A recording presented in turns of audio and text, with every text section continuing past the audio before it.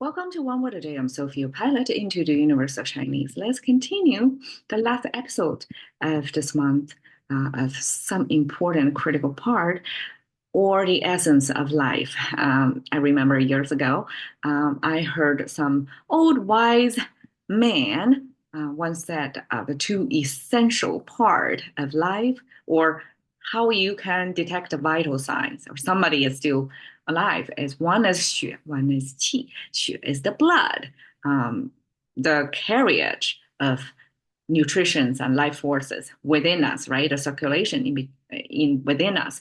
And the qi is externally, like our internal and external exchange of energy. And with the two, we have both the internal, I guess, bloodline, not bloodline, the blood pipes, and the external air circulation, blood circulation. Both are the two vital sign readers. And in fact, like even today, right, we have a lot of a blood work tests, not so much of an air test in today's medical check. But the Chinese recognize the importance of air. So yesterday we talked about air. Today we come to 血, blood. So here is contemporary. Simplified version, traditional version look exactly the same. And it's kind of boxy, right? It's almost like a crater box with a lid open. How can you associate that image to blood? But if you look at 2000 years ago, the rendering is a script. They call script style meanings. The characters were once carved onto a bronze vessel so that they pass through time, survive multi-millennia. And then that's the style written, the style after that, that's a Jinwen, okay, that's the metal version. And after that is the 篆文, the script version, which is a standardized, the first major standardization effort in Chinese language history, that's by Qin Shi Huang. So he wants to standardize everything, the measurement in the country, the currency in the country, the writing system in the country. By standardize the writing system, you basically standardize your thoughts, and it's easier to control a bigger piece of land that way. So blood back then in the Qin, the standardized version, it become a cup. You can almost look at it almost like today's red wine tasting. You have to picture red wine. And I think in ancient times, we don't exactly have a glass as today, so readily available.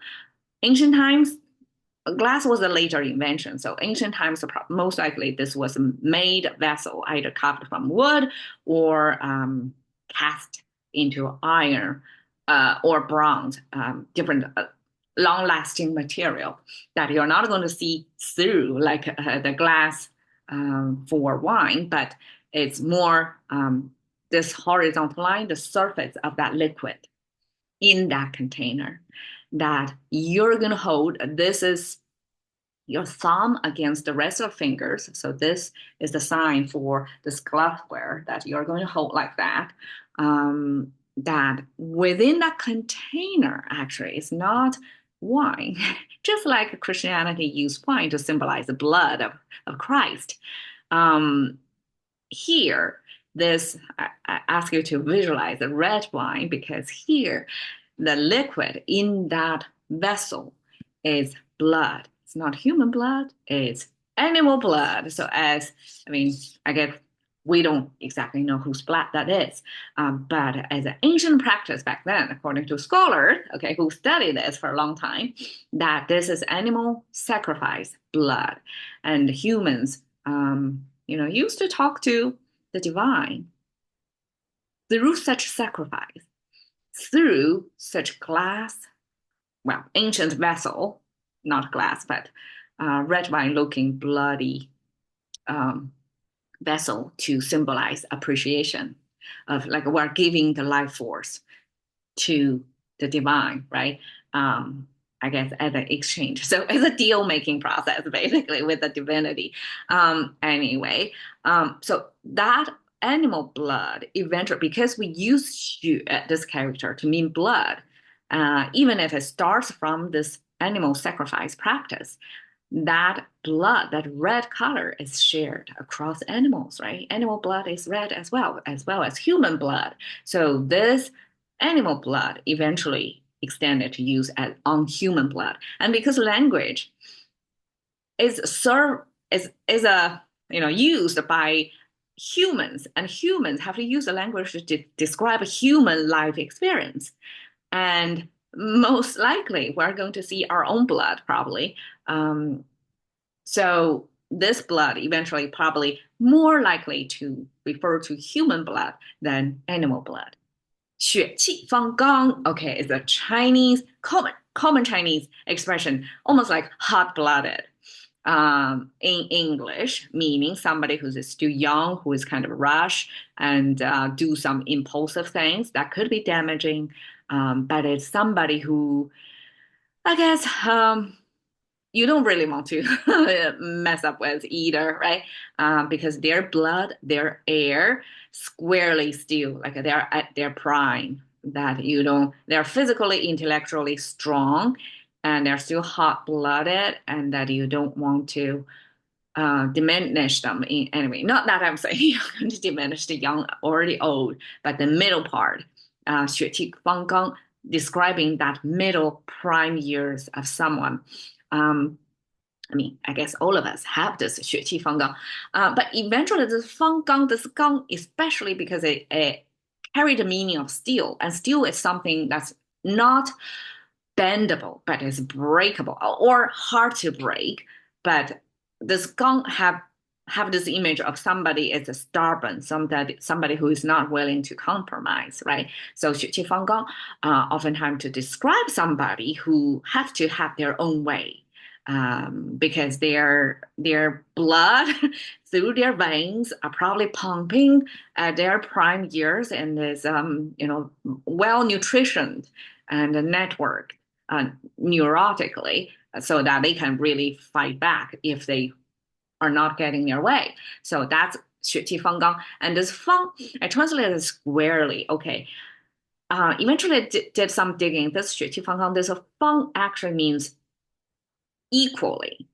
Because according to ancient Chinese philosophy, when you, as a human development, we start as a young person, we first have our air going, and then blood is supposed to develop after years of growth, and then you build up your blood. So you may have the air, but you may not have enough blood to carry you through whatever you want to accomplish.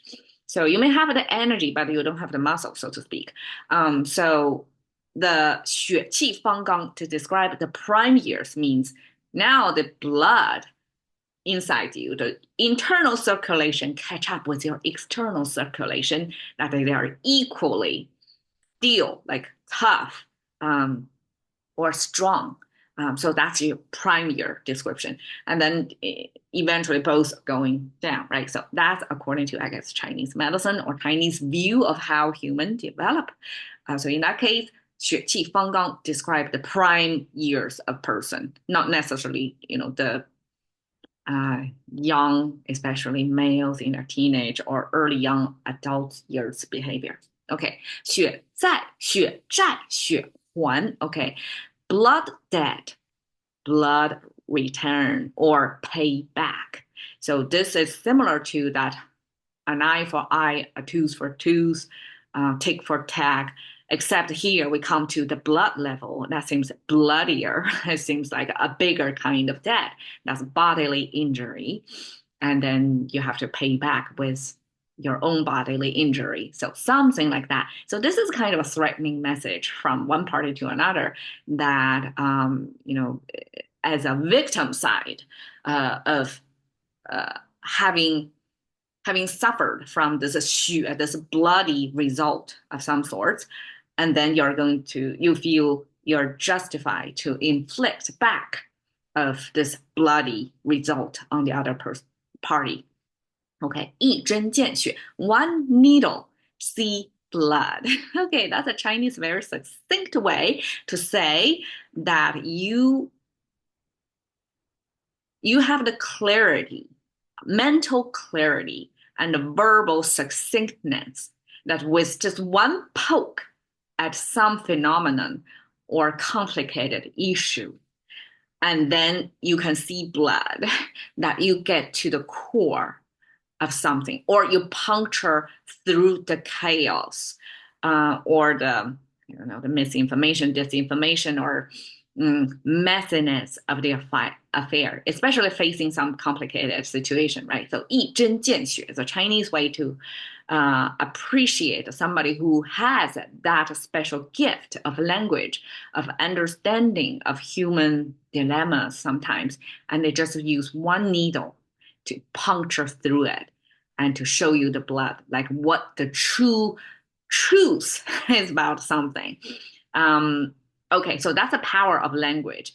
And in English, it's more like hit the nail on the head. I feel the two imagery, Chinese versus English, it's a little bit tonal difference, right? Because when we say 见血, it's like you show something's internal circulation.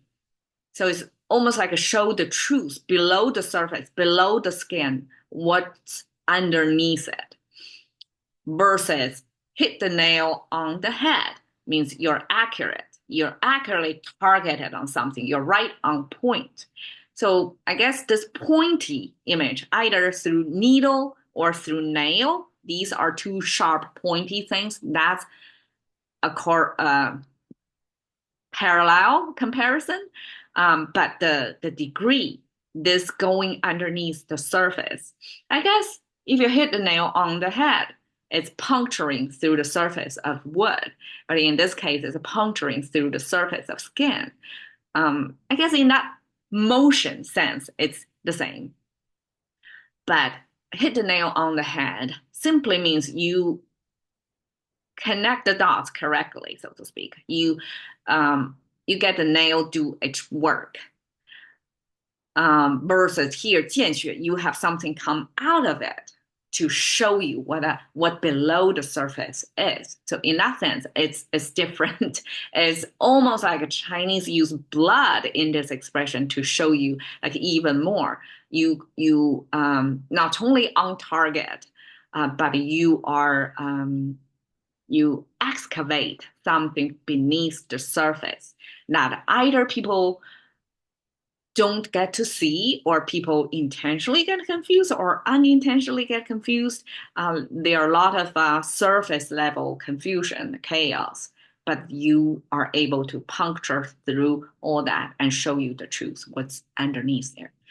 All right, so that's 血. Here is, I guess when I'm preparing this, I came across this just hit me of when we talk about 血气方刚, I guess, when you have the blood and the air equally still in your prime years, and then you probably can do something prime years warranted you to do.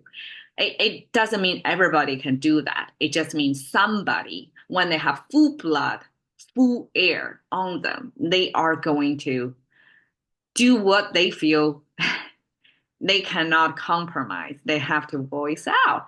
So this Peng Lifa is the person 2 years ago, I think in 2022. Remember, China used to have this zero COVID policy that everything's still locked down, even if the rest of the world start to gradually open up. And Peng Lifa is the person who stood up against one individual, against the government, against the system, and show the message, display a big banner across on this bridge. He created a whole profession called the bridge guard. Simply people hired 24/7 to watch. Nobody else is going to imitate his behavior. It's almost like artsy. In the sense of it's a public display of discontentment and capture lots of attention. And he put down some very powerful messages, basically saying, step down, the President Xi. So targeting right to the very top of the governance in China. And I guess he is a good example of somebody who is 血气方刚. Even this year, 2 years later, he is 50 years old, and none of us know if he's still alive because of what he did. And that is a huge price to pay. I'm not sure about this blood for blood thing would apply, but this is one individual fight against a whole system. And I think he's a perfect illustration of the 血气方刚 expression. There you go, 血. Thank you for your time. See you another day.